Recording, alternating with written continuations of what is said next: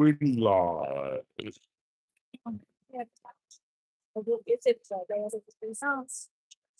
A lot of strange happenings in YouTube with going live.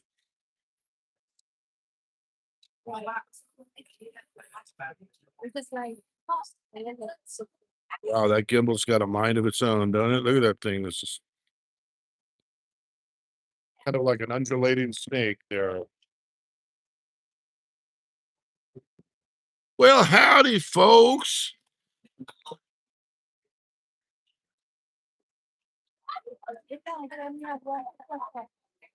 How y'all doing? This is going to be a real short live. Mainly just want to say hi. How are you? I got a quick message. How y'all doing? Now, I'll talk a little slower. Honeycomb's in the house.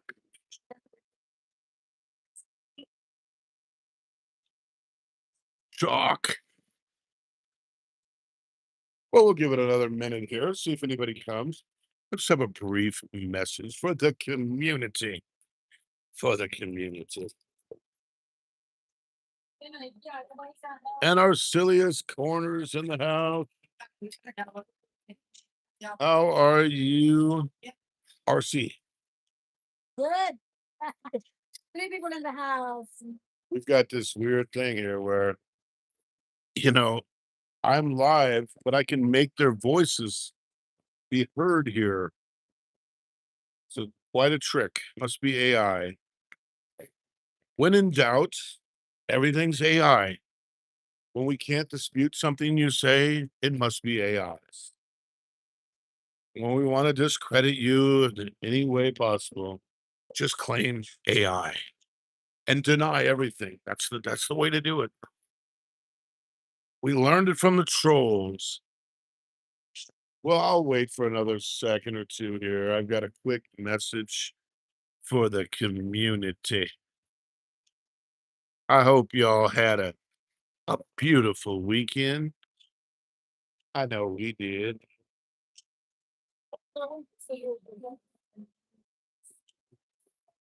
I know we had a great weekend, didn't we? Yes. I'm gonna bury you in a body bag.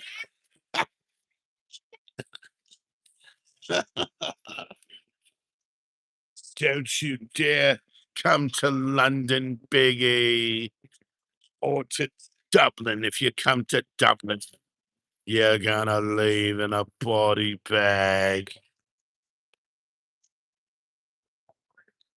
Eventually you get immune to threats and to trolls. It's so easy and so repetitive that it just builds an immunity. So unimaginative. All right, well, I don't think anyone's gonna show up here because I normally don't stream it this time, but I'll give it another minute. How about that? And then if anybody wants to know what this topic is about, they can go back and watch the show. So I'll start off one more time and say, howdy, folks. Got my signature thing there. I see Ethan looking at me. And Ethan boy. Hi. He waved at me too. Is that an AI kid or is that a real kid? Let's see. Is that an AI Ethan or is that a real Ethan? I think that's a real Ethan. I don't know.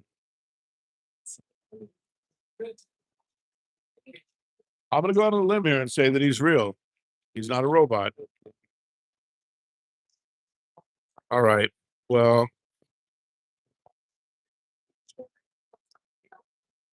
I am going to have my little conversation, my little monologue here, since nobody's in the audience yet. I'm going to have my little diatribe E.T. is in the house. All right, E.T.'s here. And I'm glad you're here because what I'm going to talk about, you might think I'm talking about you, but I'm not. Okay, so I want E.T. to hear this so he understands the difference here. Beware of the screenshots, little creepy people. Okay. Now, if you're screenshotting and posting in your community page a bunch of garbage like what ET does, that's exempt from what I'm going to say. That's not what I'm talking about. So I want to make sure that's clear up front. What team? Okay, 11 is in the house. Thank you so much. We're not talking about this now. That's just exposing all of the bullshit on YouTube.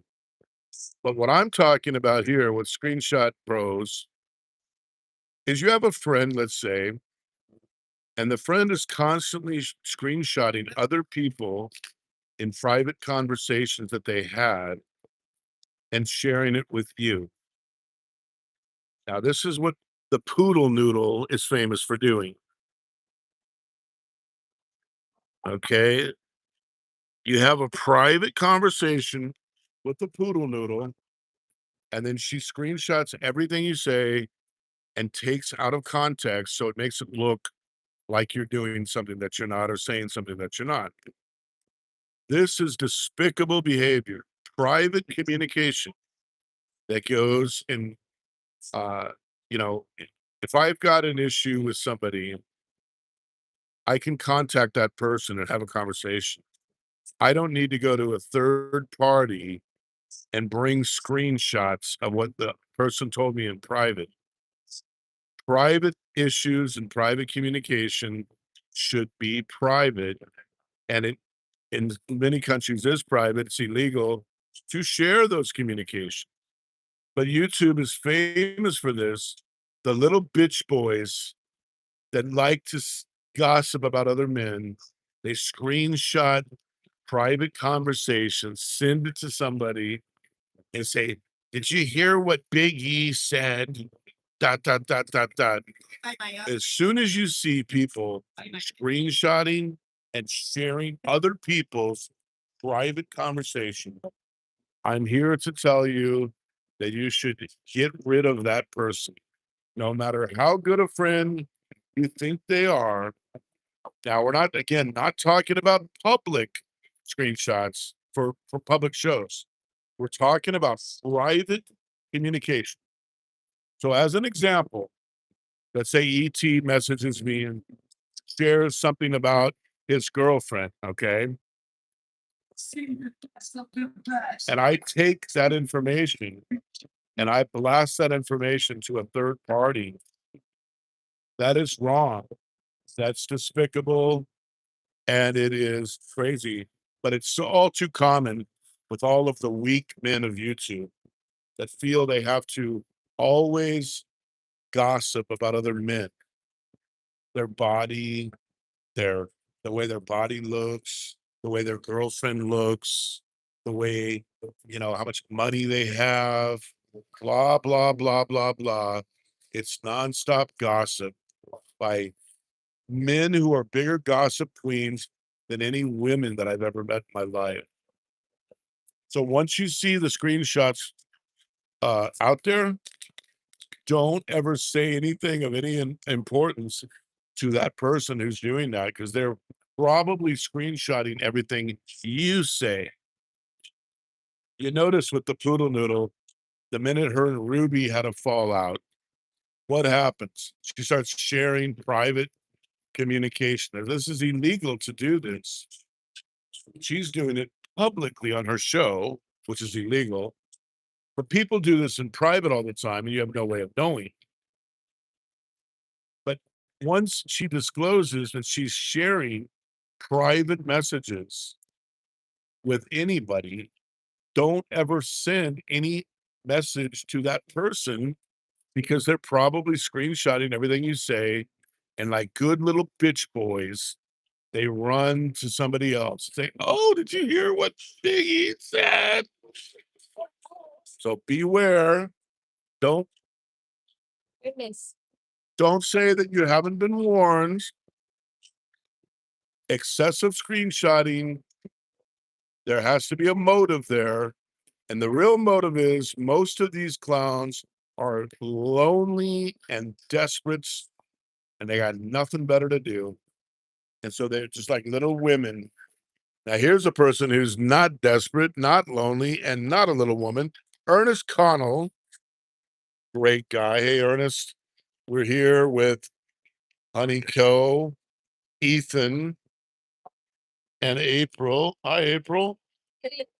We are at Starbucks in Phuket, and I'm just had it with all these gossip queens in the community. Yep, the fam is here. Well, half the fam. The other part of the fam, the girls, got so worn out that they begged us, can we just stay in the room and have a chill night? And we said, of course.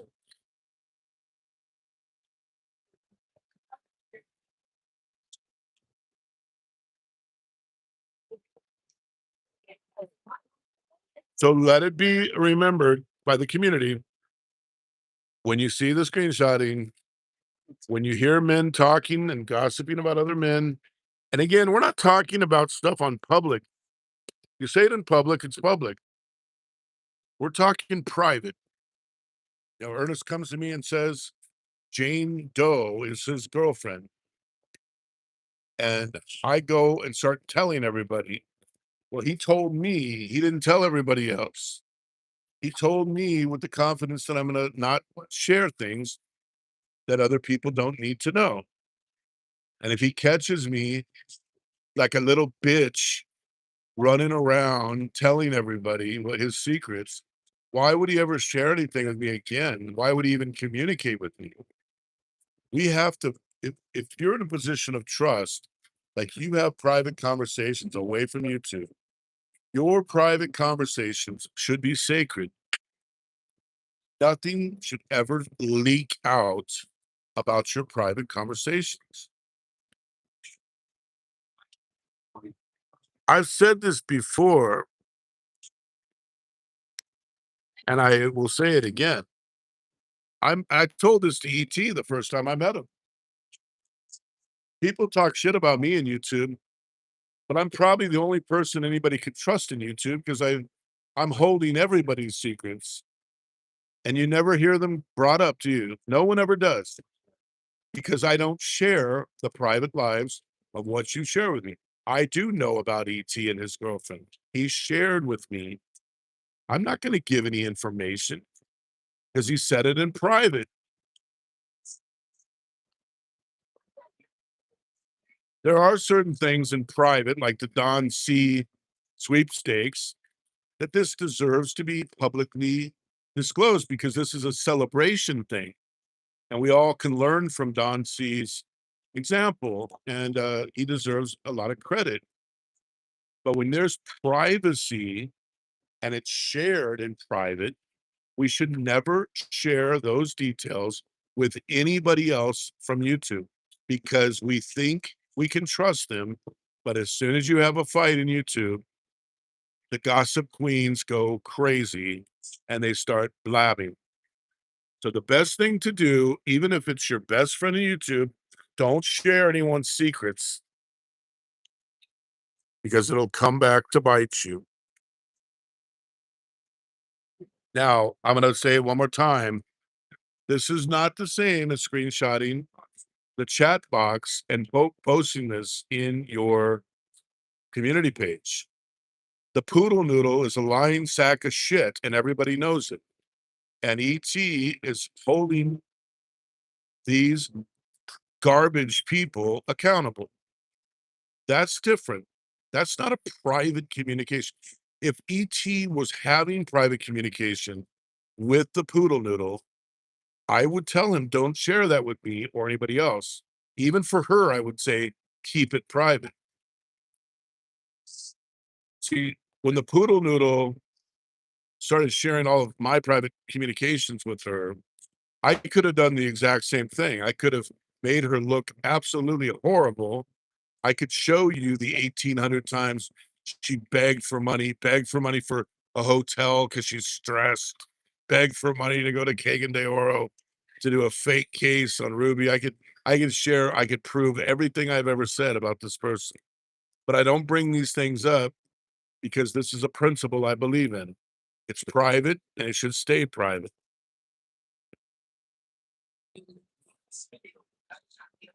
Be very careful whom you share your information with, because in my experience, I found very few that can hold that secret.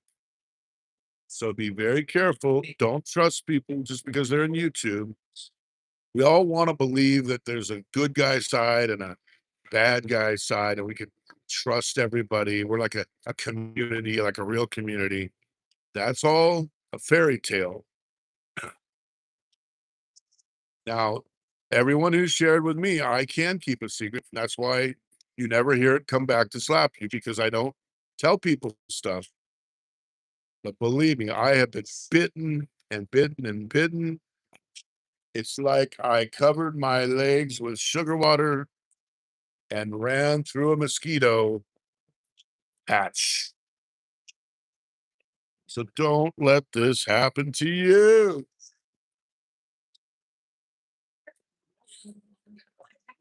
I wanted to do a show tonight about the wonders of the one night stand. How one night stands can be such a great thing, a short term romance. Uh, it can really invigorate you. It can waken you up, make you feel like you're young again, especially if you can accomplish and achieve it. But because of more abuses with the screenshots, I had to break free from the one night stand show. Yes, Ernest, that is absolutely true. Be very careful. Like I know it's part of your history, but you're not going to hear me mention it because I'm only going to mention the part that we can praise, that you were at 22 countries. I have to decide in those cases, like, how far do you go? And you have to err on the side of keeping this quiet. Like, I know where ET lives. I know where about his girlfriend. I know all the thing, right? But I'm never going to share it. Never in a million years, because it's no one's business. Whatever he's told me stays with me. So let that be a principle for everybody who watches this. Don't share, especially with people who are already outing people. You know, I had it in high school. I had two gay guys. I had one gay guy when I was 17 ask if he could suck my dick. And I told him no. And this was in a time when nobody wanted to be outed. And he was a good friend in high school. And he got on his hands and knees and begged me not to tell anybody. And 40 years later, I still haven't told anybody because it's no one's business. And that happened to me one other time when I was a little bit older. And it was fatal sometimes if you were outed as a gay person when I was growing up. People would beat people up, kill them sometimes. Um, so I would never share the fact that he likes to suck dicks, because it's his life and it's his business, and it's not the business of the entire high school. So this is a principle that I've had for many, many years, and no one has ever been able to get a secret out of me because I so strongly believe this. So, well, I'm going to leave it there, but we will come back soon and talk about the pros and cons of one night stands, the morality of it. And I would say this too, the need for it. One of the biggest problems in the States right now is we have a dearth of low cost sex options. prostitution is illegal. It's underground, which means it's way more expensive than it should be because the risk has to be put in there, right? Of being caught, being labeled a sex offender. I think one of the reasons why so many weirdos are being caught with things like, you know, excessive porn, child porn, everything under the sun. Why we have so many basement boys? Because prostitution became so expensive in the US and illegal that it wasn't worth it. And now you have people, there's two, well, one guy, famous person from YouTube, has only had one sexual encounter in 45 years. And the other one that I can tell you, you guys know who these people are. I'm not going to say them. Four sexual encounters in 59 years on Earth. And you wonder why they're so fucking weird?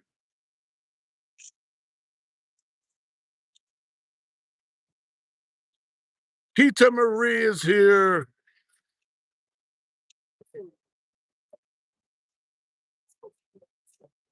Bruce Davis, what's up, buddy? Whoa.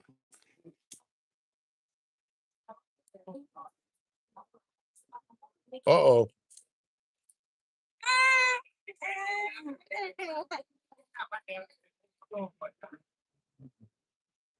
Uh, the gimbal started acting up.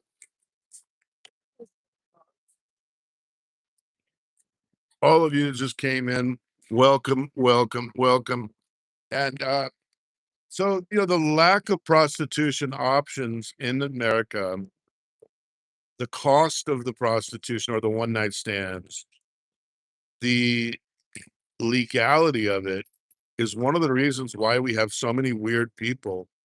See, if you talk to the people that were in the military, let's say 1986, 87, the Popeye era of Subic Bay, they could get a girl for $5 all night long that would stay with them until the morning. Even in the worst of times, everyone could dig through a couch and find $5 in loose change.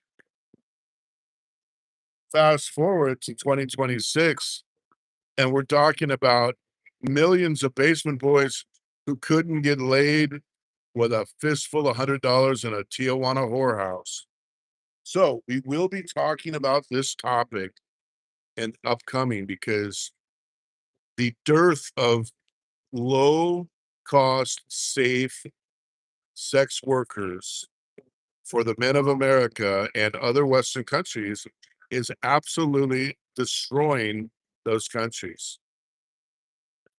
In Northern Europe, like in Germany and Netherlands and so forth, of course, they have red light districts. You can walk in, go up to the booth in Amsterdam. Girl says yes. You go in the flat. She pulls her blinds down, and you fuck right there, and it's legal. And then the girl is tested every week. There's safe and sane ways for people to stop masturbating all the time and actually have real sexual encounters. And I want to give a big shout out to ICT over in Japan. She talked about this on her show. Is it good that men are playing themselves all this? And she's willing to take on those tough topics. So I really, really admire her for that. So we will definitely be doing a show on the virtues or lack thereof of one night stands. Yeah, nice to meet you too, Tita Marie. And LaRousse, nice to meet you too. Who else do we got in here? The Poodle Noodle is despicable, one of the worst vloggers in the history of the genre. There's only one other one, and that's the King dipshit on the Anthill Islands.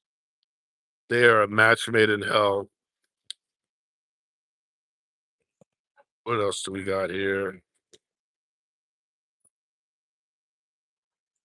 $5 military discount. Absolutely. I mean, let's be real.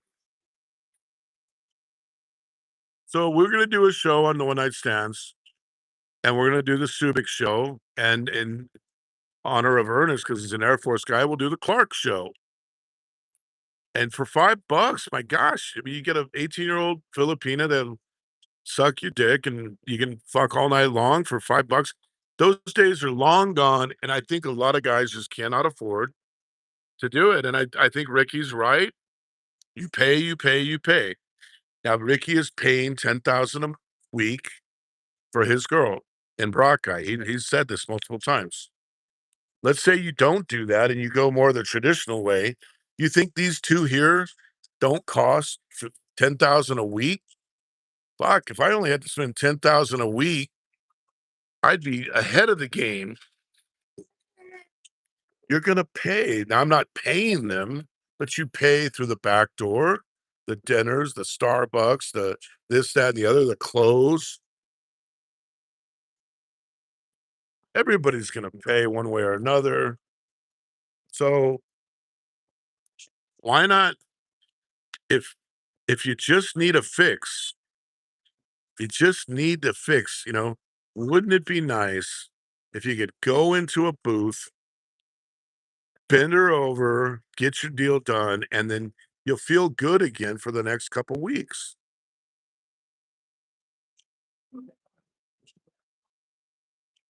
That's right. You pay, you pay.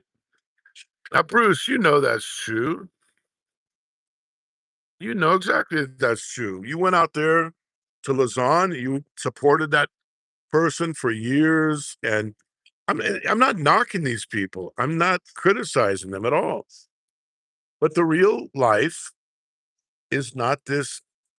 They're longing for their white dude who's gonna, come and it doesn't work that way.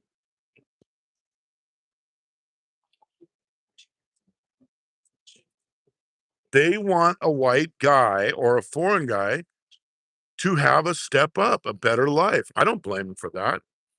If you have any idea how corrupt the Philippines is, I mean, you could take the US on its worst day in history, times it by 100, and it's still not as corrupt as the Philippines. These people feel trapped. There's nothing they can do to get out of that quicksand. So they look to foreign men as a step up. And so if you're going to be the vehicle that is going to save them, my gosh, you better be fucking them every day or you're dumber than shit.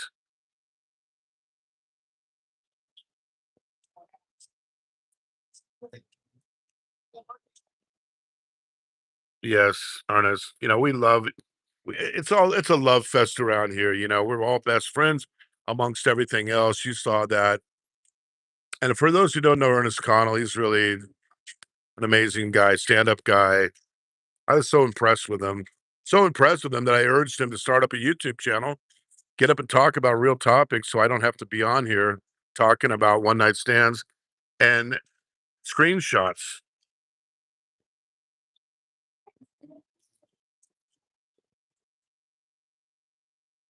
Yeah, that's right. You are married. Yes, you are. And you stuck it out for a long time. And a lot of people didn't think you were gonna make it, but you did. You proved everyone wrong and everyone's happy for you on that note and appreciates your, patience. Very funny girl. Oh, 2 wives? Oh, I got 4 wives, Benny.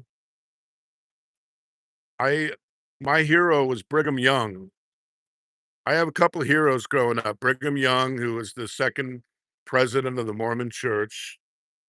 He followed after Joseph Smith, even though the Supreme Court ruled that Joseph Smith Jr. from the Reformed Church in Missouri was the true Mormon Church. Brigham had 58 wives. Abraham had 2, Solomon had 700 wives and 300 concubines, and David had, I think, about 300 wives. And then, of course, my other hero growing up was Wilt Chamberlain, who was with 20,000 women. Who were your heroes growing up?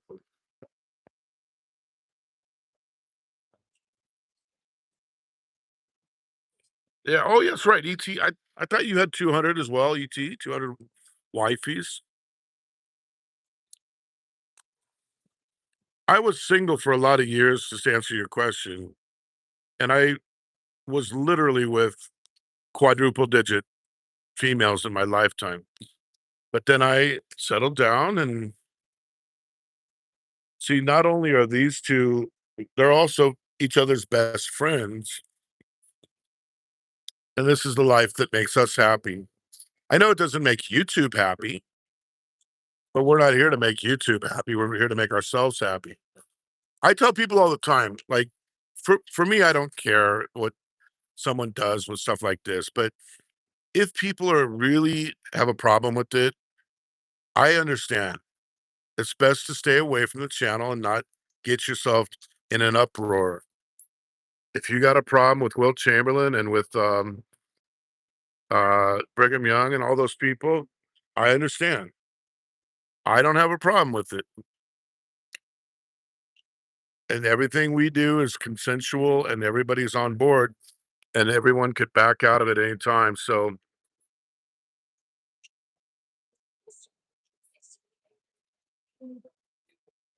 oh, he was the all-time scoring leader. That record was broken by Kareem Abdul-Jabbar back in 1983. I was at the next game when Wilt I met Wilt that game, as a matter of fact. I met Wilt on the floor of the Forum. He was wearing a black tank top, and I'm 6'7". I remember meeting Wilt, and he talked to me, and I was like, "Oh my gosh, he is such a machine." I thought all I could think of at that time was I better not make him mad, because if I make him mad, I'm finished. But he was super nice, super gentlemanly, very good guy. I don't know that Benny got jealous, you guys. He just asked to tell us about this. I don't think we should automatically assume. Well, we don't need to be we don't need to be defensive about it. Um, I'm not ashamed of anything. If I was ashamed of it, I wouldn't be showing it. I'd be sneaking around and hiding it. Cannot pay, huh? I don't mind at all talking about it if people are respectful. We have a different point of view. That's all it is. It's polyamory and everyone is happy. So that's it. I had 4 people, one in Vietnam and one in the Netherlands, but I pared it down because I couldn't juggle it all. So I went from a life of this nonstop Playboy stuff to this more family style, and I had to, gradually cool my jets a little bit. I really don't mind anyone asking any question directly if it's respectful. Cheap shots, then I'm not gonna bother, but I didn't take it as a cheap shot. They might have taken it that way, but I didn't.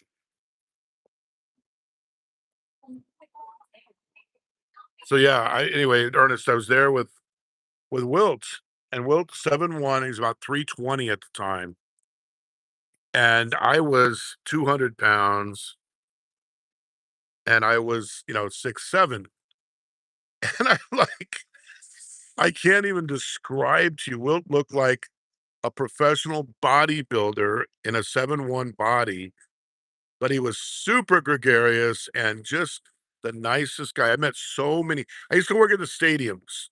I worked at Dodger Stadium, Angel Stadium, and I worked the Rams and Raider games, and I worked in the vending. I was the peanut guy. That was the best job I ever had in my life. Made $100 a game, got to watch the game for free, eat everything I could get my hands on. I used to work the circus. I would work the Billy Graham Evangelistic Crusade, monster trucks, um, everything they would hold at stadiums.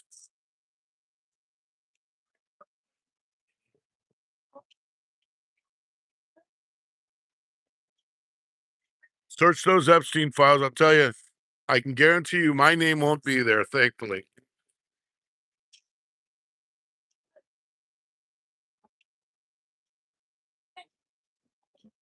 I have, Bruce. And it's gotten me in a lot of trouble, as you probably remember. But I'm not here to hurt people. And I've said stuff before, even to Bruce, like, get off your butt and go meet the girl because, of course it was different. We had COVID and a whole lot of issues. And then we tried to coax Brett to go over there, but it's not because of trying to hurt those people. I wanted them to have real relationships and get out and meet people, and that's how I felt. Sometimes it was taken wrong, and I probably said it wrong.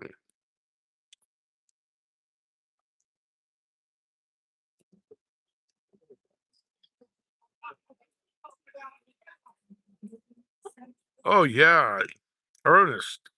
It was amazing. I met everyone, Reggie Jackson, even Michael. I worked on Michael Jackson concert. I started up in the upper deck, and I ended up in the field section. If it was a concert, I made $200. Typically, you bought the peanuts, you sold them. You bought the peanuts, you'd come in with $50. A box of them that you would sell was $100. So you made about $50 profit per box. And in a concert like the Michael Jackson concert, I did 4 boxes. I made 200 bucks and got to watch a concert. And then I got free food. Dream job. That was back in, I think I started there in 83 and I worked there till 86. And believe me, I met a lot of athletes that were dicks, especially Reggie Jackson. Probably the biggest dick I ever met. Even Magic Johnson was kind of a dick. But but Wilt was the nicest guy you'd ever want to meet. Another guy I got to meet and spent a little bit of time with was Bill Walton. You know, I myself was an athlete. I was in different camps, got to meet different people. I was in a training camp with the UNLV Running Rebels with Jerry Tarkanian, Tark the Shark, and the Running Rebs that ran the thing. I was very lucky. I got so many opportunities.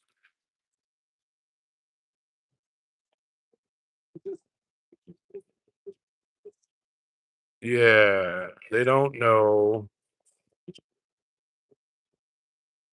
The YT, you gotta remember, you guys, YT is the world's largest mental hospital, and the poodle noodle and her little protege, Sicko, belong in a straitjacket in a padded cell.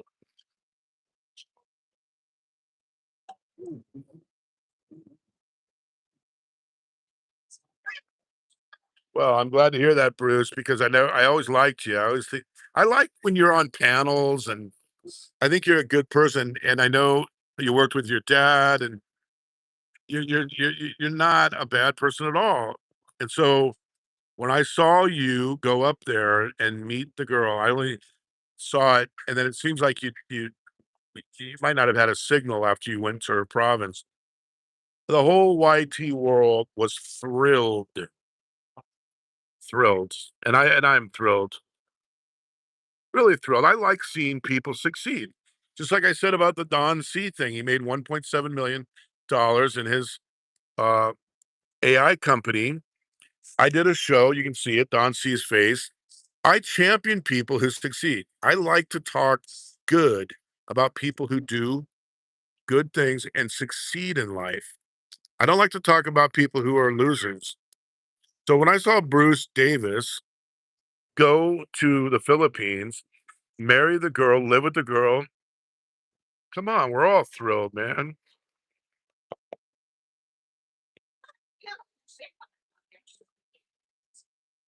And I think it also shows that there is hope out there because we're just regular guys. None of us are good looking guys like that can just go and, you know, make a woman weak in the knees. We're all the ones who are not the GQ ones, right? But all of us have a chance. We have to know how to treat a woman right. We have to know how to support them. We have to know how to humor them and all the other things you have to learn how to do.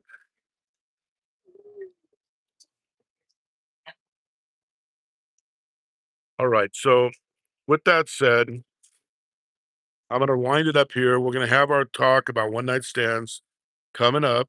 Remember, if people are screenshotting and sharing your private information, get rid of those people because they're going to do it to you, just like the disgusting poodle does to everybody. Don't trust these people. Whatever you do not trust them. The ones that you know you can trust, hold tight to those people because they don't come around very often. All right, we're gonna say goodbye to everybody. ET, Bruce, Ernest, Arcilia, all the other people that came in, even the one that asked about the two wives thing. I hope you have a great night. We'll talk to you next time. God bless.